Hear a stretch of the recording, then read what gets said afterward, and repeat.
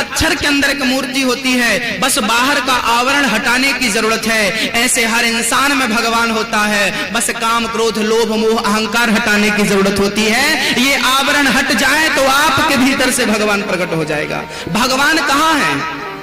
भगवान कहीं बाहर नहीं है, आपके भीतर ईश्वर बैठा है। आपके भीतर ईश्वर बैठा है। हरि व्यापक सर्वत्र समाना, प्रेम ते प्रगट होहि मैं जाना। निज प्रभु मैं देखहि जगत, केहि सन करहि विरोध। सिय राम मैं सब जग जानी, सर्वम खलविदम ब्रह्मा ब्रह्मास्मि तत्त्वमसि। हाँ सोहम, ये सब किशोर सारा कर रहे हैं। ये सारी चीजें, सारे सूत्र इसी ओर इशारा कर रहे हैं कि आपके भीतर ईश्वर है। जिस परमात्मा को आप पाना चाहते हैं, देखना चाहते हैं, वो कहां है? वो कहां है? आपके भीतर है। पत्थर के भीतर ही मूर्ति थी, केवल छेनी उठाओ, हथौड़ी उठाओ और बाहर का आवरण हटा दो, अब अंदर से बड़ी मूर्ति निकल आएगी। बस अपने ज्ञान की हथौड़ी उठाओ, विवेक की छेनी उठाओ और फिर अहंकार को, क्रोध को, लोभ को, मोह को मिटा दो। जिस दिन आपका अहंकार मिट जाएगा, क्रोध मिट जाएगा, लोभ मिट जाएगा, बुराइयां मिट जाएंगी, दुर्गुण मिट जाएंगे, बताइए आप क्या बचेंगे? फिर आप क्या रहेंगे बताइए? बोलो मेरी माँ, आपके अंदर क्रोध ना हो, लोभ ना हो, अहंकार ना हो, बुराई ना हो, निंदा ना हो, चुगली ना हो, किसी के प्रति कपट ना हो, द्वेष ना हो, तो फिर आप कौन हो ये बताओ? मैं आपसे पूछ रहा हूं, आप कौन हो?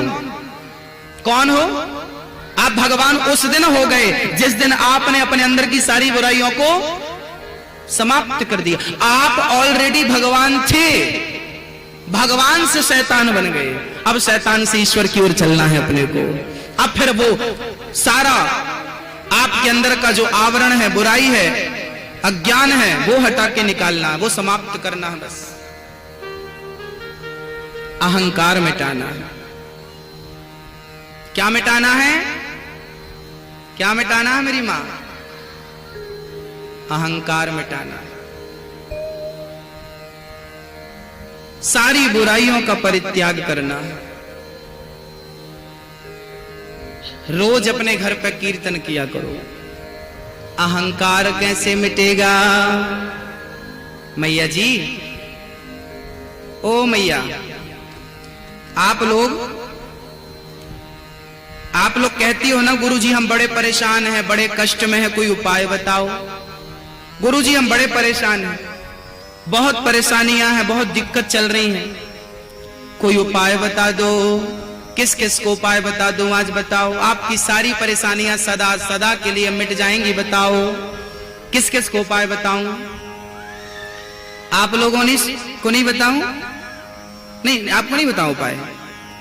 हाथ उठाओ, किस किस को उपाय चाहिए? भैया जी आप भी हाथ उठाओ, अच्छा लगेगा हमें। चलिए, ये देखिए कोरा कागज है। अब मैं एक छोटी सी बात आज से आपको कहता हूं। आपके अंदर कोई भी इच्छा हो, कोई भी इच्छा हो,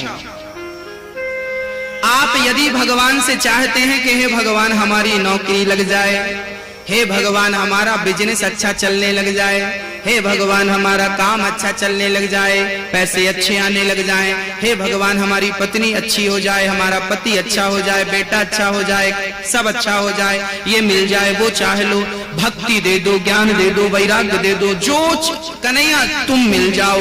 जो भी आपको चाहिए है, आप में से जिनको जो भी चाहिए है, आप अपनी इच्छा एक कागज में लिखना।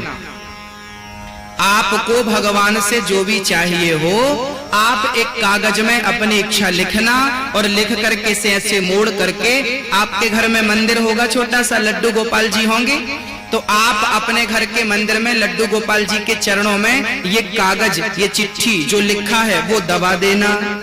और दबाने के बाद आप प्रेम पूर्वक उनके सामने बैठना भगवान जी के, और प्रेम से रोज आधा घंटा पत्नी के साथ, पति के साथ, बच्चों को भी बिठाओ, सबको बिठाओ, और कोई ना बैठे तो आप अकेले प्रेम पूर्वक कीर्तन करो।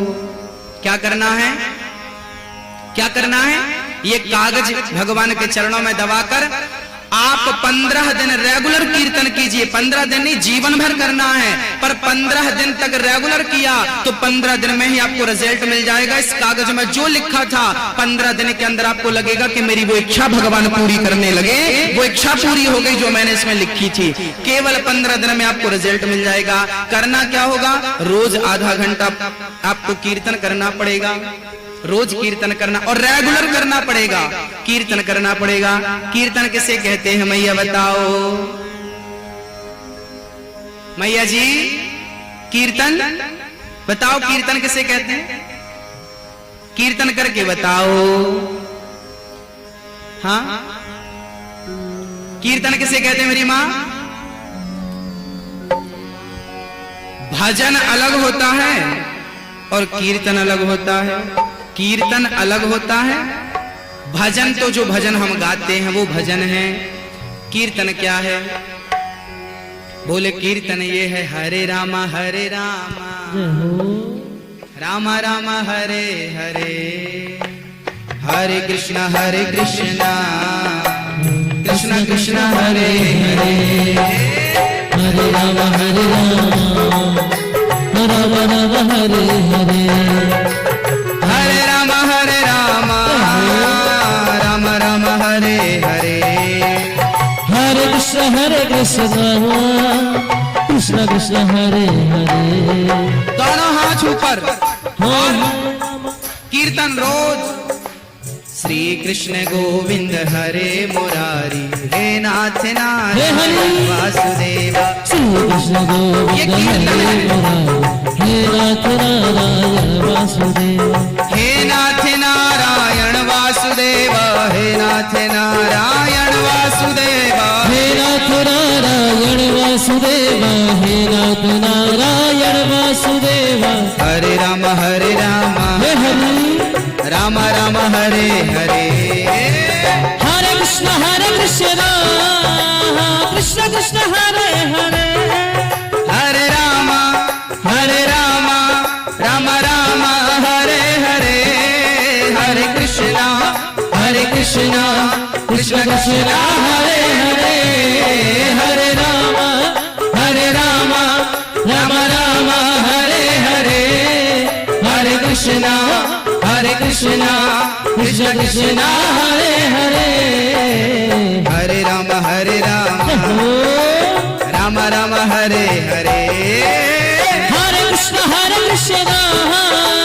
कृष्ण कृष्ण हरे हरे। ये क्या था, ये क्या था? ये कीर्तन था। और दूसरा कीर्तन, रघुपति राघव राजा राम, पतित पावन सीताराम। रघुपति राघव राजा राम, पतित पावन सीताराम।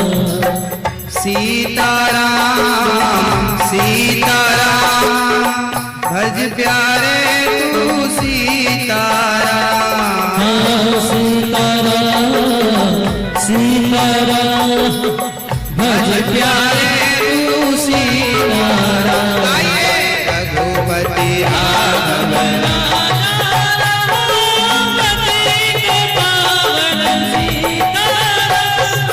रघुपति राघव राजा राम, पतित पावन सीताराम। ये दूसरा कीर्तन। तीसरा, श्री कृष्ण गोविंद हरे मुरारी, हे नाथ नारायण वासुदेव। श्री कृष्ण गोविंद हरे मुरारी, हे नाथ नारायण वासुदेव, हे नाथ नारायण वासुदेव, हे नाथ नारायण वासुदेव, हे नाथ नारायण वासुदेव, हे नाथ नारायण वासुदेव। श्री कृष्ण गोविंद हरे मुरारी, हे नाथ नारायण वासुदेव, श्री कृष्ण गोविंद हरे मुरारी, हे नाथ। ये तीसरा कीर्तन। अब चौथा कीर्तन, श्री राम जय जय राम, राम जय जय राम, श्री राम जय जय राम, श्री राम जय जय राम। दो अक्षर का प्यारा नाम श्री राम जय जय राम। हो दो अक्षर का प्यारा नाम श्री राम जय जय राम। ये क्या है? ये सारे क्या है? ये कीर्तन। आप कागज में अपनी कामना लिखो और ठाकुर जी के चरणों में रख के प्रेम से इनमें से जो कीर्तन आपको भा जाए, जो अच्छी लग जाए, इसलिए मैंने सारी करके बताई, आपको जो छू जाए, अच्छी लग जाए, बस वो रोज करना। याद रखना, नदी के किनारे हजारों नाव होती हैं और हर नाव में पार लगाने की सामर्थ्यता होती है। ऐसे कितने भी नाम ठाकुर के ले लो, एक नाम पर विश्वास कर लो, वो भवसागर से पार लगा देगा। राम नाम पकड़ लो, कृष्ण नाम पकड़ लो, जो नाम, शिव नाम पकड़ लो, एक नाम पकड़ लो, भवसागर से। कीर्तन करना रोज। कौन कौन करेगा अपने घर पे कीर्तन रोज? कौन कौन करेगा? करेंगे। दादाजी आप नहीं करेंगे? पीछे वाले, ओ दादाजी हाथ उठाओ। कौन कौन करेगा? जुआ मत खेलना, कीर्तन करना रोज आधा घंटा। मैया जी आप करोगी ना? और मैं आपसे वचन, आपको कहो तो मैं स्टाम्प पेपर में लिख के साइन कर दूं। आप जो कामना करेंगी 1 महीने के भीतर वो इच्छा पूरी हो जाएगी, यदि आपने सच्चे मन से कीर्तन किया। रोज कीर्तन का प्रभाव है, सबसे बड़ी पूजा कीर्तन। रोज टोली बनाओ, आधा घंटा सारी महिलाएं इकट्ठी हो जाया करो और रोज कीर्तन किया करो। बच्चों को बिठाओ, सुबह बिठाओ या दोपहर या शाम को, 24 घंटे में 10 मिनट का टाइम निकालो परिवार के साथ, और मंदिर में बैठकर, आपके घर में जो मंदिर है, प्रेम से कीर्तन करो, हरे रामा सब भूल जाओ सब। एक मैया मेरे से बोली, गुरुजी जब मैं पूजा करने बैठती हूँ ना तो ये संसार याद आता है, परिवार याद आता है। मैंने कहा जब पूजा में बैठती हो तो संसार को याद करती हो, ऐसे संसार का जब कोई काम किया करो तो भगवान को याद कर लिया करो, हिसाब बराबर हो जाएगा। भगवान कहेंगे अच्छा हमारे सामने बैठकर तुम दुनिया याद कर रहे हो, तो अब संसार को याद करते समय, काम करते समय कृष्ण को याद करना। और जीवन में क्या नहीं करेंगे? क्या नहीं करेंगे? जीवन में कभी अहंकार नहीं करेंगे। एक डोली चली, एक अर्थी चली, एक डोली चली, एक अर्थी चली, डोली अर्थी से कुछ यूं कहने लगी, रास्ता तूने मेरा क्यों ये खोटा किया, सामने से चली जा तू ओ दिल जली। एक डोली चली, एक अर्थी चली, एक डोली चली, एक अर्थी चली, डोली अर्थी से कुछ यूं कहने लगी, डोली अर्थी से कुछ यूं कहने लगी, रास्ता तूने मेरा क्यों ये खोटा किया, रास्ता तूने मेरा क्यों ये खोटा किया, सामने से चली जा तू ओ दिल जली, सामने से चली जा तू ओ दिल जली। एक डोली चली, एक डोली चली। सोचिए एक गांव में एक सुंदर सी कन्या जिसका विवाह हुआ, डोली पर बैठी चली। अचानक दूसरे गांव में एक पतिव्रता नारी मर गई, चल बसी। उस गांव से अर्थी चली। अब अर्थी और डोली दोनों एक जब ये प्रसंग हुआ तो अर्थी की बात डोली समझ गई, अहंकार मिटाकर चल पड़ी, अर्थी चली गई। मेरे भाई ये भजन मैंने केवल इसलिए सुनाया कि जीवन में अहंकार जो कर रहे हो वो अच्छा नहीं है। बस भगवान की भक्ति कभी किसी हाल में मत छोड़िएगा। वही हारे के सहारे हैं, वही हम सबके सहायक हैं। भगवान ने दुष्टों का दमन किया। भगवान के परम मित्र का नाम था सुदामा। भगवान की दोस्ती किससे थी? सुदामा जी से। कृष्णस्यासीत् सखा कश्चित् ब्राह्मणो ब्रह्मवित्तमः विरक्त इंद्रियार्थेषु प्रशांतात्मा जितेंद्रिया। भगवान कृष्ण के परम भक्त का नाम था सुदामा। बहुत अच्छे थे। सुदामा जी गरीब थे, फटे पुराने कपड़े पहनते थे। जहां मिल जाता, भिक्षा लेने जाते, मिल जाता तो ठीक है, नहीं मिलता तो शिकायत नहीं करते। अच्छा, हम लोग ना भक्ति करने लगे और कोई चीज भगवान ना देना तो शिकायत करते हैं। सुदामा ऐसे भगत नहीं थे। मिल जाए तो अच्छी बात है, नहीं मिला तो शिकायत नहीं कि तुमने दिया नहीं। याद रखना, भगवान की भक्ति तो करनी चाहिए, पर शिकायत करने के योग्य हम नहीं है। ईश्वर से हम शिकायत नहीं कर सकते। उन्होंने जितना दिया है उसके योग्य नहीं था मैं। मेरी योग्यता से, मेरी मेहनत से मुझे कृष्ण ने कई गुना ज्यादा दे रखा है, कई गुना। आज भगवान सुदामा जी की परीक्षा ले रहे हैं। फटे पुराने कपड़े, पत्नी जर्जर हालत है, 4 दिन से घर में चूल्हा नहीं जला। पर सुदामा का धैर्य तो देखिए। आप लोग थोड़ी सी भक्ति करने लग जाए ना तो डिंडोरा पीटते हैं, सुना साहब हम 2 घंटे बैठते हैं पूजा में।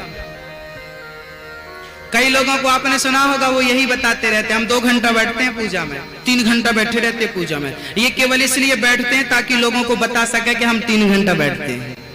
ये केवल बताने के लिए बैठते हैं। हम ये नहीं कहते कि तुम बैठो 3 घंटे पूजा में। हम कहते हैं कि काम धाम करते रहो और काम करते समय चित्त से परमात्मा को याद करते रहो, मन में उसे बसाए रखो। ये सबसे बड़ी भक्ति है, ये सबसे श्रेष्ठ है। सुदामा हर पल हर क्षण कृष्ण कृष्ण जपते थे और वो ये मान चुके थे कि मैं नहीं हूं, मेरे अंदर बाहर कृष्ण ही कृष्ण है। मैं चल रहा हूं तो उनकी मर्जी से, उनकी कृपा से। सुदामा के एक मित्र थे, वो एक राजा के यहां जाकर के उनकी राजा की स्तुति किया करते थे, तो राजा बहुत सारा धन धान्य उन्हें दिया करता था।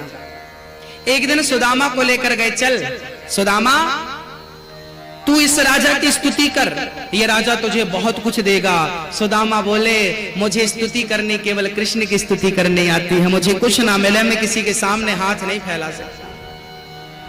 सुदामा जी ने उस राजा से कहा, कल राजा कोई और था, कल होगा कोई और, किसी एक के शीश पर सदा रहे नाम और। सुन राजा अब त्याग दे झूठा मान गुमान, 2 दिन की ये जिंदगी 2 दिन की ये शान। अब राजा से सुदामा ने कहा, ओ राजा भजले हरि हरे, तू भजन कर भगवान का। राजा को गुस्सा गया, फेंक दिया सीढ़ियों से, खूब पिटाई लगवाई। सुदामा की नस नस ढीली पड़ गई। कृष्ण कृष्ण कहते हुए आ गए। सुशीला ने एक दिन ताने मार दिए कि तुम्हारे कृष्ण की इतनी भक्ति करते हो तो वो आकर तुम्हारा दर्द दूर क्यों नहीं करते, कष्ट दूर क्यों नहीं करते, क्यों नहीं करते। आज स्वयं भगवान रात्रि को आकर के श्री कृष्ण ने सुदामा जी के घावों में मलहम लगाया। सुदामा सुबह एकदम स्वस्थ हो गए। देख सुशीला, मेरे कृष्ण ने मेरा इलाज कर दिया। सुदामा से सुशीला ने कहा कि आप अपने प्रेमी कृष्ण से मिलने जाते क्यों नहीं। सुदामा जी बोले, कैसे जाऊं, खाली हाथ कैसे जाऊं। बोले, खाली हाथ नहीं जाना, कुछ ले लो। सुदामा जी चार मुट्ठी चावल पत्नी लेकर चार घर से आई, चार मुट्ठी चावल बांधकर सुदामा जी चल पड़े। और जब मथुरा जब चले द्वारिका की ओर, ना तो रास्ता पता था, जाना कहाँ है ये भी पता नहीं, बस चल पड़े। चलना हमारा काम है और पहुंचाना स्वयं द्वारिकाधीश का काम है। चलना हमारा काम, पहुंचाना द्वारिकाधीश का काम। मित्र की मित्रता श्याम प्यारे सखा, मित्र की मित्रता श्याम प्यारे सखा, प्रीत ऐसी निभा लीजिए, द्वारिका में बुला लीजिए मेरे श्याम, द्वारिका में बुला लीजिए।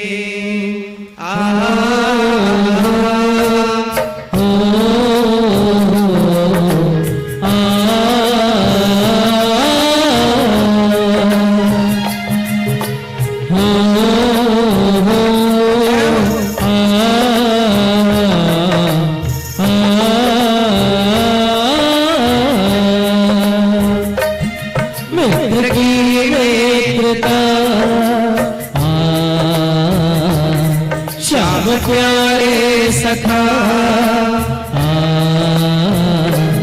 मित्र की मित्रता श्याम प्यारे सखा, प्रीति का निभा लीजिए, द्वारिका में बुला लीजिए मेरे श्याम, द्वारिका में बुला लीजिए।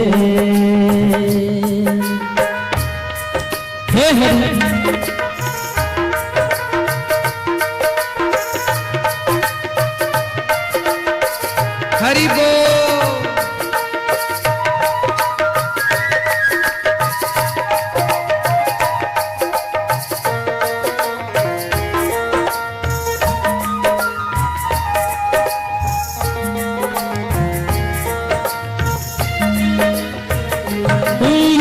बचपन की करके कन्हैया, रात दिन तेरे दर्शन को तरसा, रात दिन तेरे दर्शन को तरसा, आस रुकती नहीं रोते, नैनों से असकों की बरसा, नैनों से असकों की बरसा, कृपा करके क्या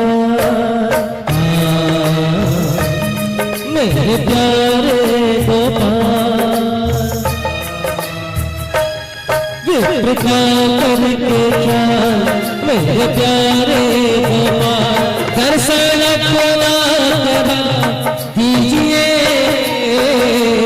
द्वारिका में बुला लीजिए, द्वारिका में बुला लीजिए।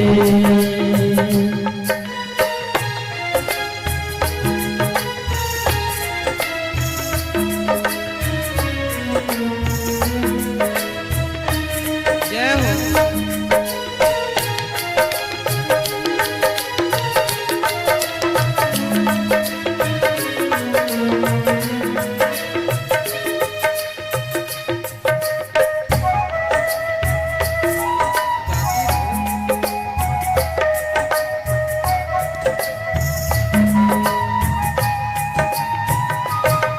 कन्हैया हर घड़ी मुझको तुम्हारी याद आती है, तुम्हारी याद आती है,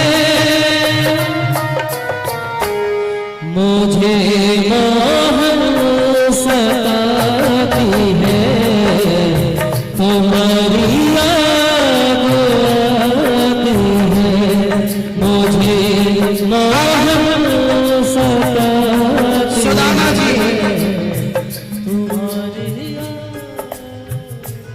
जब अपने घर से निकले, चलते चलते सुदामा जी थक गए, एक पेड़ की छांव में सो गए। जब आंख खुली तो अपने आप को एक नगरी में पाया। किसी से पूछा, भैया ये नगरी किसकी है?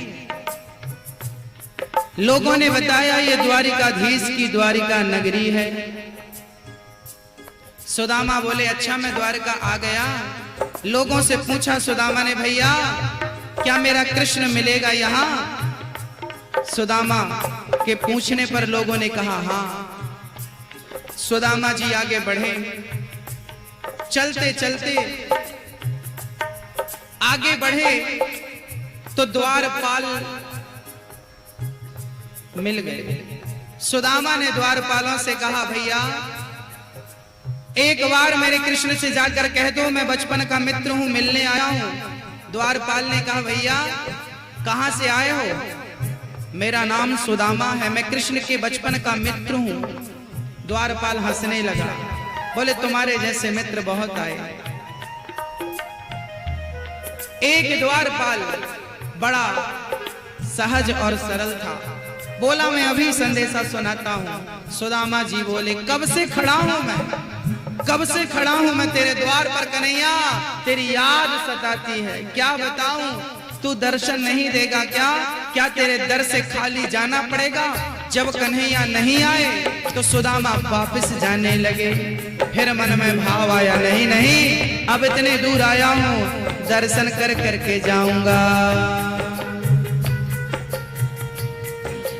कब से खड़ा हूँ द्वारे में तेरे, दे दो दर्शन मुझे, दे दो दर्शन मुझे। पागल किया है कैसे बताऊं उसे, कैसे बताऊं उसे। मिटाने से भी नाम तेरी मेरी बेटा है। मेरे बचपन में है उसी से मिलने आया हूँ। मेरे बचपन में है उसी से मिलने आया हूँ। मेरे बचपन अमीर है उसी से मिलने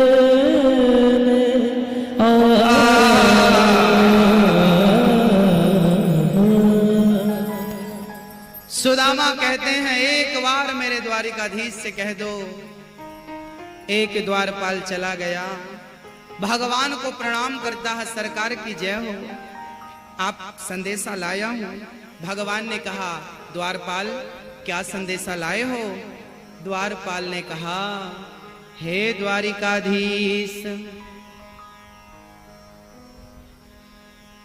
शीस पगा न जगा तन में, आही जान को आही बसे के ही ग्राम। धोती फटी सी लटी दुपटी, अरुपाय उपासन की नहीं सामा।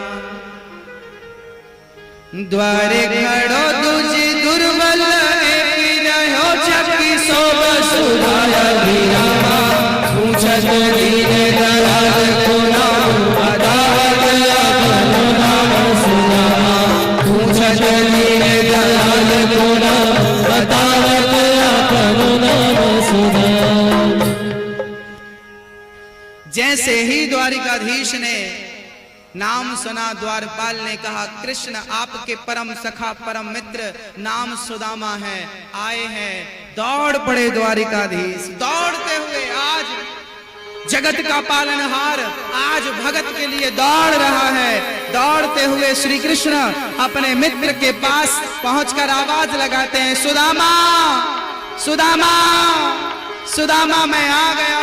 दौड़ करके भगवान हृदय से लग जाते हैं। बोलिए भक्त वत्सल भगवान की। सुदामा आज द्वारिकाधीश के गले से लगकर रोते हैं। गले लगाकर द्वारिकाधीश रोने लगे। सुदामा बार बार लिपट रहे हैं कन्हैया से। कन्हैया ने बार बार हृदय से लगाया है, वाह मित्र, कोई इतनी देर लगाता है आने में। सुदामा वापस जाने लगे। कन्हैया अब मैं जा रहा हूं, बस तेरा दर्शन करने आया था, दर्शन हो गया, अब मुझे जाने दे।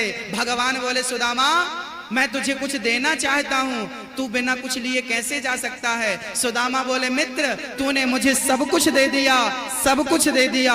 भगवान बोले मैंने कहां दिया है। सुदामा ने कहा पूरे संसार के सामने तूने मुझे अपने हृदय से लगाकर जो मुझे सम्मान दिया है ये सबसे श्रेष्ठ है। तूने सारे संसार के सामने अपने हृदय से लगाकर तूने मेरा सम्मान बढ़ा दिया, मेरा मान बढ़ा दिया। सुदामा को अपने आसन पर बिठाते हैं द्वारिकाधीश। चरणों को धुलने के लिए सुदामा द्वारिकाधीश ने रुक्मणी से जल की याचना की। जल लाने में देर क्या लगा दी, भगवान ने तो नेत्रों के जल से ही सुदामा के चरणों को पखार देते हैं। मित्र बैठ जाओ। अरे ऐसे नहीं भाई, सुदामा सीधे बैठो। कन्हैया ने ठीक से बिठाया। भगवान ने कहा ऐसे बैठते हैं, यहां बैठो। सुदामा को अपनी आसन पर बिठाकर चरणों को पखारा है। देख सुदामा की दीन दशा, करुणा करके करुणा निधि रोए। पानी परात को हाथ छुओ नहीं, नैनन के जल से पग धोए। सुदामा चरणों में बार बार गिर रहे हैं द्वारिकाधीश। सुदामा को रोता हुआ देख द्वारिकाधीश ने हृदय से लगाया। कहा मेरी भाभी ने क्या भेजा है। 4 मुट्ठी चावल छिपाने लगे सुदामा, पोटरी छीन ली भगवान। और वो पोटरी छीन कर जब द्वारिकाधीश ने पोटरी खोली, 4 घर के 4 मुट्ठी चावल पड़े थे। 4 घर के 4 प्रकार के चावल, कोई मोटा था, कोई टूटा था, कोई कैसा था। आज भगवान ने भक्त के प्रेम भरे चावलों का भोग लगाया। ठाकुर ने वो पोटरी खोली, पहली मुट्ठी उठाकर द्वारिकाधीश ने पहली मुट्ठी चावल ग्रहण कर लिए। दूसरी मुट्ठी चावल भगवान ने ग्रहण किया और तीसरी मुट्ठी चावल खाने लगे। रुक्मणी जी ने हाथ पकड़ लिया, सरकार सब खा लोगे, हमारे लिए प्रसाद क्या बचेगा। पूरा चावल वापस कर दिया। भक्तों जिस कपड़े पर चावल बांधकर भेजा था ना सुशीला ने, ये कपड़ा कोई साधारण वस्त्र नहीं था। कहते हैं एक बार जब सुदामा कृष्ण के साथ गुरुकुल उज्जैन में पढ़ रहे थे, एक दिन सुदामा को बड़ी ठंडी लगी, तब कन्हैया ने अपना पीतांबर सुदामा को उड़ा दिया था। सुदामा ने दूसरे दिन धुलकर वापस किया। कन्हैया बोले मुझे नहीं चाहिए, तू रख। सुदामा ने कृष्ण के उस दुपट्टे को इस प्रकार संभाल कर रखा, कभी कृष्ण की याद आती थी तो दुपट्टे को हृदय से लगाकर सुदामा रो लिया करते थे। आज उसी का एक कोना फाड़ करके सुशीला ने चावल बांध कर दे दिए। मानो सुशीला कहना चाहती है कि द्वारिकाधीश अपने मित्र को भले भूल जाना, पर ये कपड़ा याद रखना, तुम्हारे इस वस्त्र को सुदामा ने इस प्रकार से संभाल के रखा है। बचपन के मित्रता को पता नहीं इस उम्र में कोई निभाता है या नहीं, ये डर था, पर आज तो सच्ची मित्रता कोई निभा सकता है तो द्वारिकाधीश ही निभा सकता है। इसलिए मैं आपसे निवेदन करूंगा इस कथा के बाद कि दुनिया वालों से 1000 रिश्ता बनाने से अच्छा है एक रिश्ता मेरे कृष्ण से बना लो, गोविंद से बना लो। ये सब पर भारी है, सब पर भारी है ये रिश्ता। एक रिश्ता कृष्ण से बना लो। सुदामा बहुत दिनों तक रुके। सुदामा सबको आशीर्वाद दे रहे हैं, दर्शन कर रहे हैं द्वारिका का। और अब तो भगवान विश्वकर्मा को बुलाते हैं और सुदामा की पूरी नगरी को सोना चांदी से सुसज्जित करने के लिए भेजते हैं। और विश्वकर्मा ने जाकर जब सुशीला से कहा कि मैं आपका घर सोने का बनाना चाहती हूँ, तो सुशीला ने कहा मेरा घर बाद में सोना चांदी का बनाना, पहले मेरे पड़ोसियों का घर बढ़िया करो, इनका टूटा फूटा घर है, खप्पड़ है, इनका घर बढ़िया करो। अब विश्वकर्मा ने कहा प्रभु सुशीला ने तो सबका घर बढ़िया करने का कहा है। भगवान बोले भक्त की नगरी में जितने हैं सबको खुश कर दो, आनंदित कर दो, सबका घर सुसज्जित कर दो। अब सुदामा के कारण पूरे गांव वालों का, क्षेत्र वालों का घर बढ़िया हो गया और सुदामा के घर तो महल हो गए। अब सुदामा जी जब वापस आए तो घास की झोपड़ी छोड़कर गए थे और महलों में प्रवेश करते हैं। इतने से चावल लेकर के इतना कुछ देने की सामर्थ्यता कोई रखता है तो केवल मेरा द्वारिकाधीश इतना सा लेता है और इतना कुछ करके देता है। बोलिए द्वारिकाधीश भगवान की। सुदामा अब विदा होते हैं। भगवान की पावन चर्चा को हमने श्रवण किया। भक्तों, भगवान उसी को धन देते हैं, उसी को वस्तु देते हैं जो सेवा में लगाते हैं। जो सेवा करते हैं भगवान उन्हें सब कुछ दे देते हैं। सुदामा 2 मुट्ठी चावल देने गए थे। 2 मुट्ठी चावल नहीं, उस समय सुदामा की प्रॉपर्टी केवल इतनी थी। सुदामा ने 2 मुट्ठी चावल नहीं दिए, बल्कि 2 मुट्ठी के जगह पर अपना सर्वस्व समर्पण कर दिया सुदामा जी। हाँ, मान मेरा कहना नहीं तो पछताएगा, मिट्टी का खिलौना मिट्टी में मिल जाएगा। मान मेरा कहना नहीं तो पछताएगा, मिट्टी का खिलौना मिट्टी में मिल जाएगा। मान मेरा कहना नहीं तो पछताएगा, मिट्टी का खिलौना मिट्टी में मिल जाएगा। मान मेरा कहना नहीं तो पछताएगा, मिट्टी का खिलौना मिट्टी में मिल जाएगा।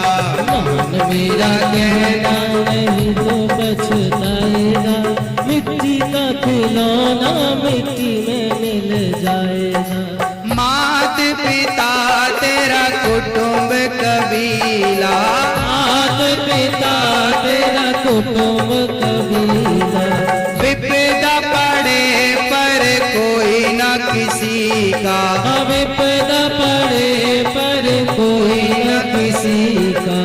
एक दिन हंसा अकेला उड़ जाएगा, मिट्टी का खिलौना मिट्टी में मिल जाएगा।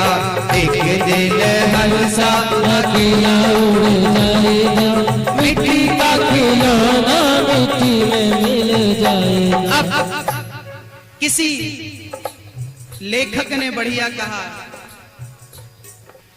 बेटा बेटा क्या करता है, बेटा बेटा क्या करता है, बेटा बेटा क्या करता है, बेटा बेटा क्या करता है।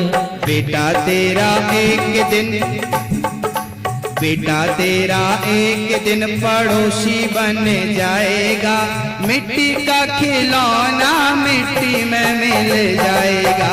बेटा तेरा एक दिन पड़ोसी बन जाएगा, मिट्टी का खिलौना मिट्टी में मिल जाएगा। बेटा बेटा बेटा क्या करता है, बेटा बेटा क्या करता है। बेटा तेरा एक दिन पड़ोसी बन जाएगा। बेटा क्या बन जाएगा? पड़ोसी। इसलिए जो अपना है वो कृष्ण है। बेटी बेटी क्या करता है, बेटी बेटी क्या करता है। बेटी तेरी एक दिन जमाई ले जाएगा, बेटी तेरी एक दिन जमाई ले जाएगा। मिट्टी का खिलौना मिट्टी में मिल जाएगा, मान मेरा कहना नहीं तो पछताएगा। मिट्टी का खिलौना मिट्टी में मिल जाएगा। पड़ोसी पड़ोसी क्या करता है, पड़ोसी पड़ोसी क्या करता है। पड़ोसी तो एक दिन जला के चला आएगा, मिट्टी का खिलौना मिट्टी में मिल जाएगा। पड़ोसी तो एक दिन जला के चला आएगा, मिट्टी का खिलौना मिट्टी में मिल जाएगा।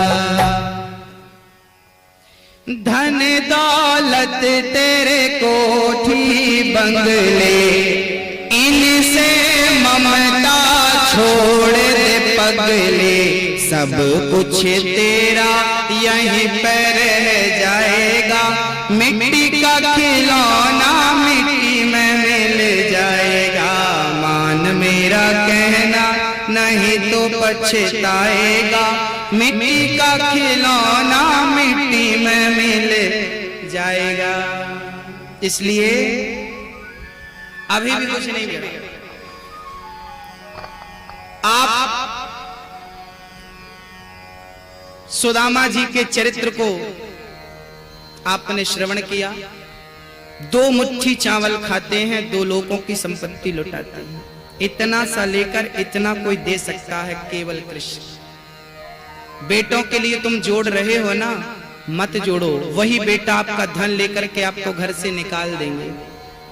जब तक आपके हाथ काम कर रहे हैं, परोपकार कर लो, परमार्थ कर लो, नहीं तो करने का भाव रहेगा, कर नहीं पाओगे। श्रीधाम वृंदावन में वृद्ध माताओं की सेवा के लिए वृद्धाश्रम का निर्माण होने जा रहा है, जहां वृद्ध माताएं रहेंगी, जहां वृद्ध माताओं के लिए रहना, भोजन और स्वास्थ्य सारी व्यवस्थाएं रहेंगी। इन वृद्ध माताओं की सेवा में आप सहभागी बन सकते हैं, जुड़ सकते हैं। और याद रखना भक्तों, अन्नदान से बड़ा दुनिया में मुझे लगता कोई दान नहीं है। अभय दान के बाद अन्नदान सबसे श्रेष्ठ दान है, अन्नदान। एक राजा था, उस राजा ने अपने गुरुजी से कहा, गुरुजी इतने सारे लोग मेरे ही समय पे पैदा हुए, जिस दिन मैं पैदा हुआ उसी दिन, उसी तारीख, उसी समय पे, पर राजा केवल मैं बना, बाकी लोग राजा क्यों नहीं बने? तब गुरुजी ने कहा, उस पहाड़ पर एक संत जी बैठे हैं, वो तेरे इस प्रश्न का उत्तर भली भांति देंगे। राजा गए, उस जंगल में जब पहुंचे तो एक संत जी अंगार खा रहे थे। अंगार खाते जा रहे हैं। राजा ने कहा, महात्मा जी अंगार क्यों खा रहे हैं? महात्मा जी ने कहा, प्रश्न मत करो, आगे एक संत जी बैठे हैं, उनसे जाकर पूछना। राजा वहां से गए, दूसरे संत से पूछा, वो संत अपना मांस नोच नोच कर खा रहे थे। राजा ने कहा, महात्मा जी मैं ही राजा क्यों बना, और लोग राजा क्यों नहीं बने? महात्मा जी कहते हैं, अभी मैं मांस खा रहा हूं, समय नहीं है, आगे जाओ। आगे गांव में एक बच्चा जन्म लेने वाला है, वो बच्चा आपके प्रश्न का उत्तर देगा। राजा गांव में गए, किसी के बच्चा पैदा होने वाला था। राजा ने कहा, भाई ये बच्चे से हमें मिलाओ। गांव वालों ने बच्चे से मिलाया, पैदा हुआ और राजा की गोद में दे दिया। राजा ने बोला, भाई तुम कौन हो और ये 2 महात्माओं ने तुम्हारे पास क्यों भेजा है, जरा अपना परिचय दो। तब उस बच्चे ने कहा, राजा साहब आपने जो प्रश्न पूछा ना कि मैं ही राजा क्यों बना और लोग राजा क्यों नहीं बने, इसके पीछे कहानी है। वो 2 संत, एक जो अपना मांस खा रहा था और जो अंगार खा रहा था, एक मैं और एक आप, हम चारों पिछले जन्म में सगे भाई थे। पिछले जन्म में सगे भाई थे। हम लोग जंगल में रास्ता भटक गए थे और कई दिनों की भूख लगी थी, बड़े भूखे थे। एक दिन गांव में हमें बढ़िया भोजन प्राप्त हुआ। हम लोग पीपल की छांव में बढ़िया भोजन करने बैठे थे, चारों बैठे ही थे कि एक भिखारी आ गया, बोला हम बड़े भूखे हैं, भोजन दे दो। तो एक भाई से भोजन मांगा, बड़े भाई से, तो उन्होंने कहा क्यों, हम तुझे खाना दे देंगे तो क्या हम अंगार खाएंगे? तो आज जो अंगार खा रहा था ना, ये वही है जिसने कहा था हम तुझे भोजन दे देंगे तो क्या हम अंगार खाएंगे। और दूसरे से बोला भैया आप भोजन दे दो, दूसरे से याचना करी। दूसरे ने कहा कि मैं भोजन दे दूंगा तो क्या मैं अपना मांस खाऊंगा? आज वो अपना मांस खा रहा। और तीसरे से मुझसे पूछा, मुझसे मांगा कि भैया आप 2 रोटी दे दो। मैंने कहा कि मैं तुझे दूंगा तो मैं भूखा मर नहीं जाऊंगा, मैं आज जन्म लिया और मरने की स्थिति में हूं। और आपसे उसने 2 रोटी मांगी तो आपने अपने भोजन का आधा हिस्सा उसे दे दिया और आधा आपने खा लिया। पिछले जन्म में आपने किसी को पेट भर भोजन दिया था, इसलिए भगवान ने इस जन्म में आपको राजा बना करके भेजा है। पिछले जन्म में आपने अन्न दान दिया था, भोजन दान दिया था, इसलिए आपको राजा बनाकर भेजा है। याद रखना मेरी माँ, सुख उन्हीं को मिलता है जिनने देना सीखा है। जो दान करते हैं उन्हीं के घर संपत्ति और संपदा होती है, इसलिए दान करना कभी मत छोड़िएगा। दान तो हमारी श्रेष्ठता है, दान तो हमारा स्वभाव है, दान तो हमारा एक अंग है, इसलिए दान नित्य करना चाहिए। और वो भी वृद्ध माओं के लिए। आपका दिया हुआ 1-1 रुपए वृद्ध माओं की सेवा में समर्पित होगा। आप 21,000 देकर यदि हमारे मेंबर बनते हैं तो आप तो पहली बात हमारे मेंबर भी बन जाएंगे, और 21,000 आप देंगे तो वो 21,000 वृद्धों के नाम से जमा कर दिया जाएगा, और उसी के ब्याज से दोनों टाइम का वृद्ध माओं का भोजन प्राप्त होता रहेगा। एक माँ भोजन करेगी पेट भर के आपके लिए, आपका भोजन माँ करेगी। तो अन्नदान आपसे यदि ईश्वर कराना चाह रहे हैं तो आप पीछे मत हटिए। कुछ भक्तों ने सहयोग दिया है, आइए ऐसे महान दानदाताओं के नाम श्रवण करते हैं और पुनः कथा में प्रवेश करते हैं। यदि आपको ईश्वर ने सामर्थ्यता दी है, जो टीवी के माध्यम से कथा सुन रहे हैं, आप लोग भी अपना सहयोग दे सकते हैं। और दान करने का भाव आए तो पीछे नहीं हटना चाहिए। आप एक बार में 21,000 नहीं दे सकते तो 1000-1000 रुपए महीने दे सकते हैं। इस प्रकार आप अपनी सेवा सहयोग राशि जल्दी से जल्दी पहुंचा सकते हैं। और आज ये कथा पूरी हो रही है। 1 जुलाई से फिर कथा चालू होगी, दिशा चैनल पर आएगी। पूरा देश दिशा टीवी के माध्यम से आप लोग देखना, अभी साधना चैनल के माध्यम से आप लोग देख रहे हैं। 1 जुलाई से फिर कथा टीवी पे आएगी और 4 बजे से 7 बजे तक कथा रहेगी। फिर 11 जुलाई से फिर टीवी पे आएगी, आप जरूर देखिएगा। और आप सभी लोग जरूर कथा सुनिए, जरूर देखिए, और इस वृद्धों की सेवा में अपने हाथ जरूर बढ़ाइए, दान धर्म से जरूर जुड़िए, सेवा परोपकार से जरूर जुड़िए। दान करने से धन कभी कम नहीं होता, जितना दान करते हैं कई गुना परमात्मा हमें प्रदान करता है। इसलिए जीवन में ये भाव हमेशा बना रहे कि हम कुछ देते रहें, हम कुछ देते रहें, हमसे कुछ अच्छा कार्य होता रहे, कुछ परमार्थ होता रहे। हाँ, कुछ भक्तों ने सहयोग राशि प्रदान की है। ऐसे तमाम महान भक्तों के दान दाताओं के नाम श्रवण करते हैं।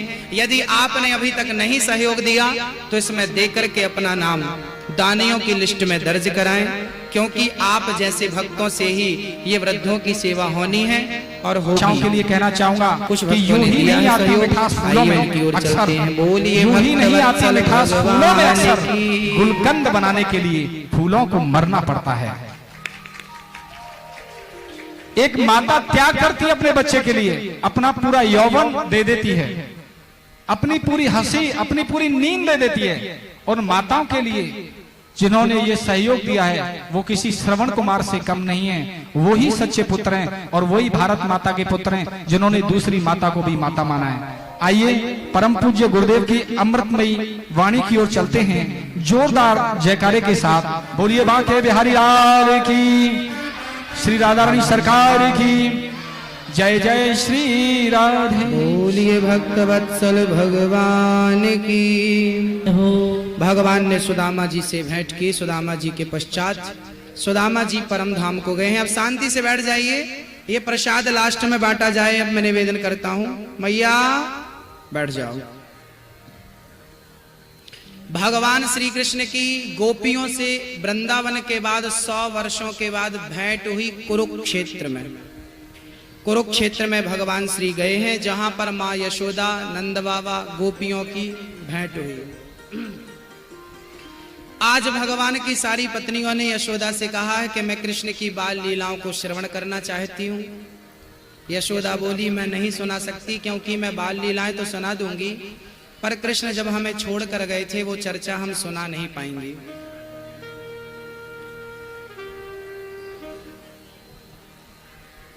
सुना नहीं पाऊंगी। तब मां रोहिणी ने भगवान की पत्नियों को बिठाया और मां रोहिणी ने कृष्ण की वो बाल लीलाएं श्रवण कराई। किस प्रकार कृष्ण मक्खन चुराते थे, मटकी तोड़ते थे, गोवर्धन उठाया। जब कृष्ण गए तो गोपियों की क्या हालत थी।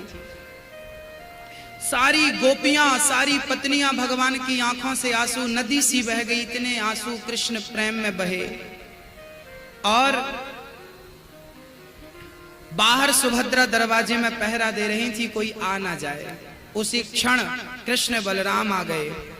दोनों ने अंदर जाना चाहा, सुभद्रा ने रोक दिया, आप अंदर नहीं जा सकते। तब बाहर से ही कान लगाकर श्रवण करने लगे। और कृष्ण के विरह में जो गोपियां रो रही थी और रोहिणी माँ जो कथा सुना रही थी, आज कृष्ण को पता चला कि मेरे मथुरा जाने के बाद मेरी गोपियों की हालत कैसी थी। ना तो सोती थी, ना तो खाती थी, बस कृष्ण कृष्ण कहकर पड़ी रहती थी। मूर्छित थी, प्राण निकलने की स्थिति थी। बस जीती थी तो इसलिए कि परसों का कह के गया है, आएगा जरूर। कृष्ण के अंदर इतना प्रेम जागा कि कृष्ण के हाथ और पांव पानी बनकर पिघलने लगे। तब तक कथा पूरी हुई। रोहिणी जी बाहर आई, देखा तो कृष्ण, बलराम और सुभद्रा के हाथ पांव गायब हो चुके थे, पिघल चुके थे उस प्रेमावली में, प्रेम में।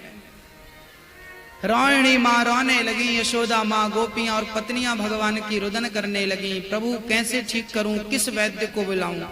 भगवान बोले, वैद्य को मत बुलाओ, अब मेरी इसी रूप में पूजा होगी। जब लोग जगन्नाथपुरी आएंगे तो जगन्नाथ भगवान को देखेंगे कि गोपियों के प्रेम में कृष्ण के हाथ, पांव और आंख पिघल गई थी। उसी रूप में आज जगन्नाथ भगवान खड़े होकर हमें दर्शन दे रहे हैं। जगन्नाथ भगवान के ना तो आंख है, ना तो हाथ है, ना तो पांव है, पिघल गए, सब पानी बनकर बह गए। उस प्रेम में, भक्तों की याद में कृष्ण रोए। भगवान की गोपियों से भेंट हुई। देवकी के 6 पुत्रों की चर्चा है, वापस किया भगवान ने। भृगु जी ने भगवान को लात मारी, भगवान ने उन्हें क्षमा किया। इस चर्चा का वर्णन है। सांब पेट में कपड़ा बांध कर गया कि मेरे पेट में स्त्री है या पुरुष है। संतों ने कहा तेरे वंश का नाश करने वाला मूसल है। कपड़ा हटा कर देखा, मूसल निकला, चूरन करके फेंक दिया। उसी से यादवों का, यदुवंशियों का नाश होने के लिए संतों ने श्राप दे दिया। अब दत्तात्रेय जी की भागवत में 24 गुरुओं की चर्चा आती है। दत्तात्रेय जी ने 24 गुरु बनाए। पृथ्वी को गुरु बनाया और क्या सीखा? पृथ्वी सहनशील होती है, हमें भी सहनशील होना चाहिए। वायु को गुरु बनाकर सीखा, दुर्गंध सुगंध दोनों से गुजरती है, आसक्त कहीं नहीं होती। हमें सुख दुख दोनों में रहना है, पर आदि किसी के नहीं बनना।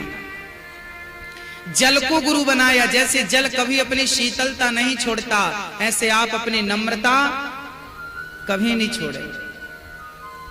बताइए, दुष्ट अपनी दुष्टता नहीं छोड़ता तो क्या सज्जन को अपनी सज्जनता छोड़ देनी चाहिए? बताइए। मैया, आपका मन नहीं लग रहा हो तो चली जाओ घर, या तो घर चली जाओ, या तो यहीं घर जाओगी तो घर के ही काम कर लोगी। ना तो घर का काम ही कर पा रही हो, ना कथा ही सुन पा रही हो। 10 मिनट और बैठ लो, फिर चली जाना घर। और जाना है तो मैं रोकूंगा भी नहीं, पर बैठी हो तो चुप बैठो। इतना शोर करती हो आप। हाँ, सुई धागा भी लाना चाहिए मुंह सिलने के लिए, थोड़ा सिल के बैठना चाहिए।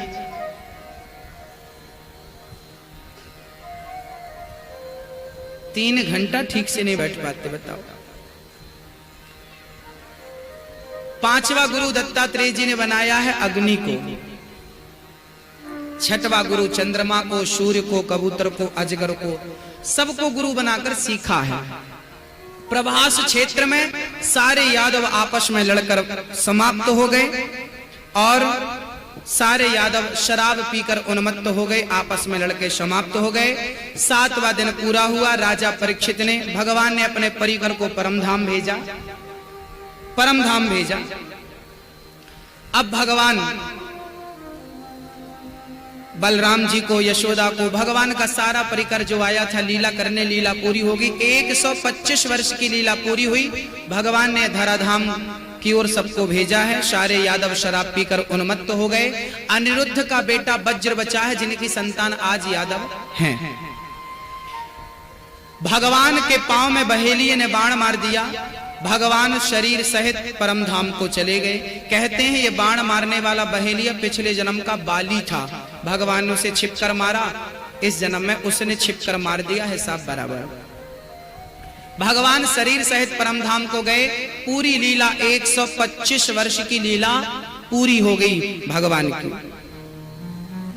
राजा परीक्षित का 7वां दिन था। तक्षक ने डसा, परीक्षित का उद्धार हुआ। सुखदेव जी ने परीक्षित से कहा, क्या तुम मरोगे?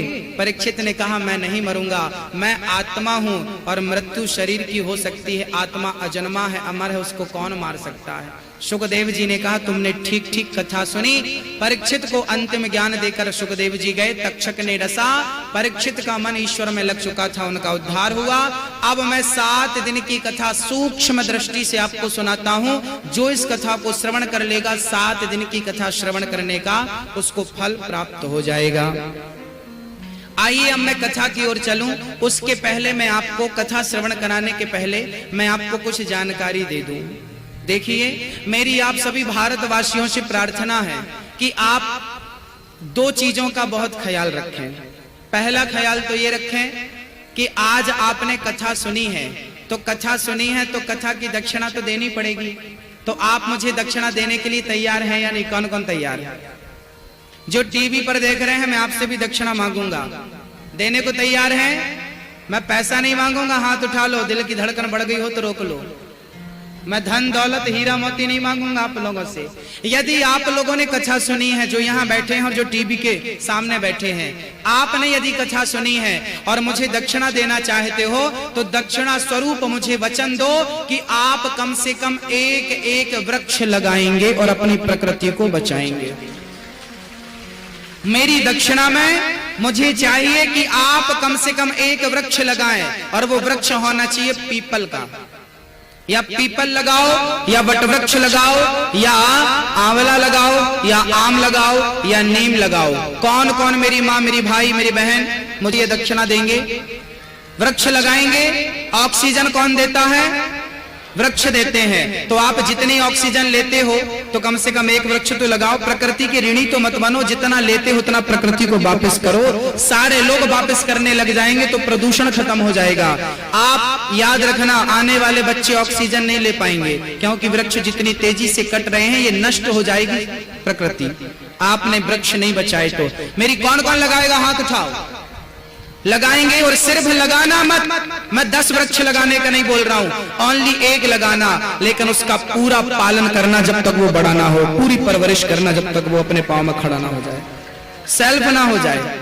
लगाएंगे। और दूसरा, मैं भारत के तमाम भक्तों से कहना चाहता हूं, मानसून आ चुका है भारत में, अब थोड़ी दिनों बाद बारिश होने वाली है बढ़िया कस के। अब मैं आपसे निवेदन करता हूं कि ये जल जरूर बचाइएगा। और आप सभी लोग जो शहरों में रहते हैं, बड़े बड़े शहरों में, छोटे छोटे, चाहे गांव में हो शहर में, मैं आप सबसे कहूंगा, आप घर बनवाते हो तो उस घर में आप जरूर 5 फीट का गड्ढा खोद दिया करो। उस गड्ढे पे एक पाइप डाल दिया करो, कैसिंग, और आसपास उसके चारों तरफ पत्थर और रेत डाल दिया करो। और छत का पानी जो व्यर्थ में बह जाता है, वो छत का पानी यदि उसमें आप कनेक्शन कर दोगे तो छत का पूरा बरसात का पानी जमीन के अंदर जाएगा, जो कि नालियों से होकर बह जाता है। यदि वो जमीन के अंदर जाएगा तो जमीन की प्यास, मिट्टी, माँ की प्यास बुझेगी और माँ तुम्हें जीवन भर पानी पिलाती रहेगी। बरसात का पानी आप उसे पिला दो, वो साल भर आपको पानी पिलाएगी। दिनों दिन पानी का स्तर नीचे जा रहा है, कौन बचाएगा? थोड़ा सा खर्चा करिए और जल को बचाइए। जल है तो कल है। चलिए, मेरी दक्षिणा मुझे कौन दिया? पानी और जल बचाएंगे। और मेरी छोटी सी प्रार्थना और है कि आज से मुझे मेरी दक्षिणा में ये भी चाहिए, आज से सास बहू का झगड़ा, भाई भाई का झगड़ा, पिता पुत्र का झगड़ा, और प्यार से रहेंगे, कोई गिला शिकवा नहीं, कभी असत्य नहीं बोलेंगे, सदा क्या बोलेंगे? सत्य बोलेंगे। कभी मांस नहीं खाएंगे, बोलो कभी मांस। हम अपने स्वाद के लिए किसी जीव हत्या का पाप नहीं उठाएंगे, हम किसी जीव हत्या को नहीं करेंगे, मांस नहीं खाएंगे, शराब नहीं पिएंगे, एक अच्छा जीवन व्यतीत करेंगे। आइए 7 दिन की कथा का सार सुनाता हूं। पहले दिन की कथा में आपने धुंधकारी का उद्धार सुना, दूसरे दिन की कथा में आपने कुंती स्तुति भीष्म स्तुति सुनी, तीसरे दिन की कथा में आपने ध्रुव चरित्र सुना, चौथे दिन कृष्ण जन्म सुना, 5वें दिन बाल लीलाएं सुनी। आइए अब मैं आपको भगवान की पूजा की पद्धति सुनाता हूं। जरा रीढ़ की हड्डी सीधी करो फटाफट और अपना मुंह बंद करके और आंखें बंद करके बैठ जाओ। रीढ़ की हड्डी सीधी हो, मुंह बंद हो और आंख नेत्र बंद हो, और प्रेम से आप जरा दर्शन करिए।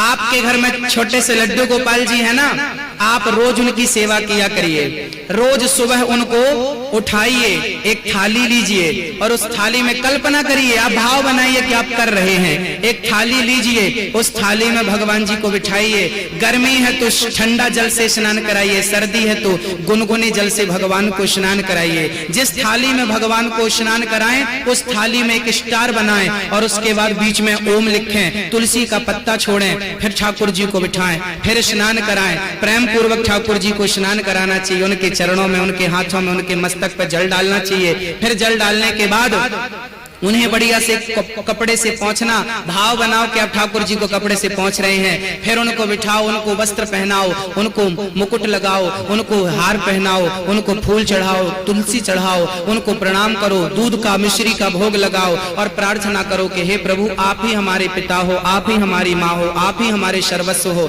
आपके सिवा प्रभु हमारा कोई नहीं है। ऐसी प्रार्थना आपको रोज भगवान के चरणों में रोज करनी चाहिए। और आप बड़े प्रेम से कल्पना करिए, भाव बनाइए कि भगवान श्री कृष्ण ने एक उंगली से गोवर्धन उठा रखा है। आहा, एक उंगली से गोवर्धन उठा रखा है और उनके एक हाथ में मुरली है, एक पांव दूसरा पांव में टेढ़ा सा रखा है और आप सभी दर्शन कर रहे हैं। एक हाथ में गोवर्धन, उनकी सुंदर सी मुस्कान, सुंदर से कजरीली उनकी आंखें हैं, घुंघराले से उनके बाल हैं, सुंदर सी मुस्कान है, सुंदर से गाल है, गले पे सुंदर सी माला पड़ी है, सुंदर सा ठाकुर जी का आप दर्शन कर रहे हैं। भाव बनाइए कि आप उनका ऐसा दर्शन कर रहे हैं कि उनके हाथ में गोवर्धन है और एक हाथ में मुरली है और पास में राधा जी खड़ी हैं। आप इस भाव को बनाइए कि वो माँ यशोदा दही मंथन कर रही हैं। फिर भगवान श्री कृष्ण उनकी साड़ी पकड़ के खड़े हैं। फिर माँ यशोदा कहती हैं, लाला ये मक्खन खा लो। आज अपनी गोद में बिठाकर श्री कृष्ण को माँ यशोदा मक्खन खिला रही हैं। जरा इस दर्शन को करिए। आप ऐसा महसूस करिए कि जब कृष्ण लीला कर रहे थे तो आप भी उस लीला में सम्मिलित थे और आप भी जब माँ यशोदा दही खिला रही है, मक्खन खिला रही हैं, आप भी बैठे हैं और अब आपने अपनी गोद में बिठाया और कृष्ण ठाकुर जी को मक्खन खिला रहे हैं, बड़े प्रेम से दूध पिला रहे हैं, कमल की बढ़िया माला पहना रहे हैं, उनके मुकुट पर आप खुद मोर का पंख लगा रहे हैं। कन्हैया आपकी तरफ टुकुर टुकुर देख रहे हैं, मुस्कुरा रहे हैं। फिर आप उन्हें भोजन करा रहे हैं, उन्हें लाड़ लड़ा रहे हैं। फिर उन्हें अपने हृदय के मंदिर में बिठाकर, मन मंदिर में बिठाकर, एक तरफ राधा जी को, एक तरफ कृष्ण को बिठाकर आप उनकी स्तुति कर रहे हैं, प्रार्थना कर रहे हैं। आप रोज आधा घंटा बैठ के भगवान का इसी प्रकार चिंतन करा करिए, इसी प्रकार चिंतन किया करिए कि आप भगवान का ये श्रृंगार कर रहे हैं तो ये स्नान, फिर दिन में पूजा करके भगवान को रात को सोने के पहले लड्डू गोपाल जी के लिए बिस्तर लाओ, बढ़िया प्रेम से उन्हें सुलाओ और प्रेम पूर्वक ठाकुर जी का ये सेवा करो। इस प्रकार 5वें दिन की कथा में हमने बाल लीलाएं सुनी, 6वें दिन रुक्मणी मंगल, 7वें दिन सुदामा चरित्र सुनी। इन्हीं शब्दों के साथ ये दास अनिरुद्ध आपको अपनी वाणी को विराम करता है। कलयुग के रहने के 4 कमरे हैं, द्यूतम, पानम, स्त्रियः, सूना। द्यूतम पानम स्त्रियः सूना। कलयुग का पहला ठिकाना कहाँ? जहाँ जुआ होता है, जहाँ जुआ होता है वहाँ कलयुग होता है भक्तों। ऐसे ही आप जुआ ना खेलिए, जुआ खेलने से आपके और आपके बच्चों के संस्कार बिगड़ जाएंगे। तो आप आज के बाद कभी जुआ, और आपके गांव में कोई बूढ़े जुआ खेलना तो उनको कहेंगे थोड़ी तो शर्म करो। क्या कहेंगे? क्या कहेंगे? थोड़ी तो शर्म करो, संस्कार बना नहीं सकते तो बिगाड़ने का ठेका तुमने ले रखा है। कलयुग का दूसरा ठिकाना शराब। मेरे भाई आज से कसम खाइए, आप सब कुछ कर सकते हैं, शराब कभी नहीं पीजिए, शराब का परित्याग, क्योंकि कलयुग का दूसरा ठिकाना शराब है। बोलिए शराब कभी नहीं पिएंगे। कौन कौन नहीं पिएगा से हाथ उठाओ।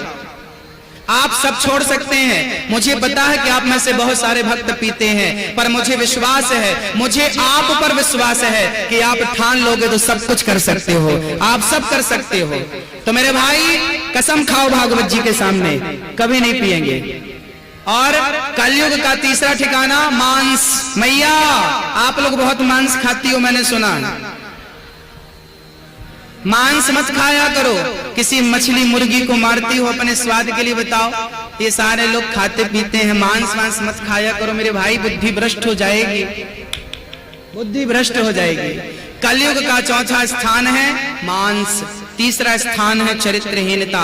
इन बुराइयों से आप बचिए। और आइए अब होली का पावन दर्शन करते हैं। होली का अब ठाकुर जी फूलों में सजेंगे, और किस प्रकार होली का हम लोग दर्शन करेंगे, आइए जरा दर्शन करते हैं। बोलिए होली के रसिया की। जल्दी आओ जल्दी। भगवान होली का दर्शन हम सभी को कराएंगे। ठाकुर जी होली का दर्शन करेंगे। अब फूलों में भगवान सजेंगे, फूलों में सज रहे, फूलों में सज रहे श्री बिहारी और साथ सज रहे हो विश्वभार की मुरारी, फूलों में सज रहे हैं। जय हो। फूलों में सज रहे हैं, फूलों में सज रहे हैं। श्री वृंदावन बिहारी फूलों में सज रहे हैं। श्री वृंदावन बिहारी।